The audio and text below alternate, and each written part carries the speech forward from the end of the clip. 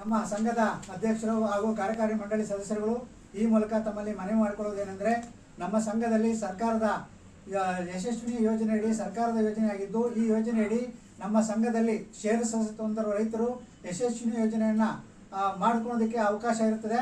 ಹಾಗೂ ಈಗ ಹೊಸದಾಗಿ ಷೇರ್ ಹಾಕಂತ ಸದಸ್ಯರು ಯಾವುದೇ ಸಹಕಾರ ಸಂಘದಲ್ಲಿ 1 ತಿಂಗಳು ಮುಂಚಿತವಾಗಿ ಷೇರ್ ಹಾಕಿದಂಥವರಿಗೆ ಅವಕಾಶ ಇದೆ.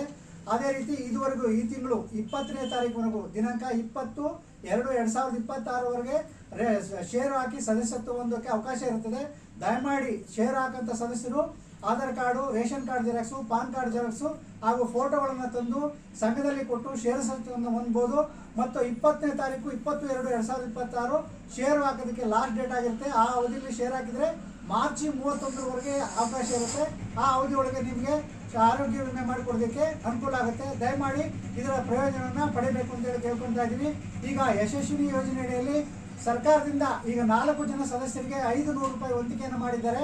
ಈಗ 5 ಜನ ಆದರೆ ಒಬ್ಬರು ಸದಸ್ಯರು ಹೆಚ್ಚಿಗೆ ಸೇರ್ಪಡೆ ಆಗಬೇಕು ಅಂದರೆ 100 ರೂಪಾಯಿ ಹೆಚ್ಚಿಗೆ ಕಟ್ಟಬೇಕಾಗುತ್ತೆ. ಆದ್ದರಿಂದ ಈಗ ಒಂದು ಕುಟುಂಬದಲ್ಲಿ 4 ಜನ ಸದಸ್ಯರಿಗೆ 500 ರೂಪಾಯಿಯನ್ನು ನಿಗದಿ ಮಾಡಿರ್ತಾರೆ. ದಯಮಾಡಿ ನಮ್ಮ ಸಂಘದಲ್ಲಿ ವ್ಯಾಪ್ತಿಯಲ್ಲಿ ಬರ್ತಕ್ಕಂಥ ಎಲ್ಲ ಸದಸ್ಯರು ಷೇರುದಾರ ಬಂಧುಗಳು ಇದರ ಪ್ರಯೋಜನವನ್ನು ಪಡೆಯಬೇಕು ಅಂತ ಹೇಳಿ ಕೇಳ್ಕೊಳ್ತಾ ಇದ್ದೇವೆ.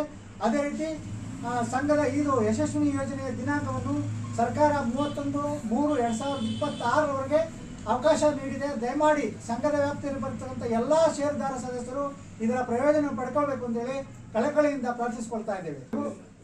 ಹಾಗೂ SC/ST ಏನು ಜನಾಂಗದ ಸದಸ್ಯರಿಗೆ SC/ST ಜನಾಂಗದ ಸದಸ್ಯರಿಗೆ ಉಚಿತವಾಗಿ ಸರ್ಕಾರದಿಂದ ಯಶಸ್ವಿ ಯೋಜನೆಯನ್ನು ಮಾಡಿಕೊಡಲಾಗುತ್ತದೆ. ಅವರು ಸಂಘ SC/ST ಜಾತಿ ಗುರುತಿಸೋದಕ್ಕೆ ಕ್ಯಾಸ್ಟ್ ಸರ್ಟಿಫಿಕೇಟನ್ನು, ಜಾತಿ ಪ್ರಮಾಣ ಪತ್ರವನ್ನು ಹಾಗೂ ಆಧಾರ್ ಕಾರ್ಡು ಮತ್ತು ಫೋಟೋಗಳನ್ನು ಕೊಟ್ಟಿದ್ರೆ ಫ್ರೀಯಾಗಿ ಯಶಸ್ವಿ ಯೋಜನೆಯನ್ನು ಮಾಡಿಕೊಡಲಾಗುತ್ತದೆ.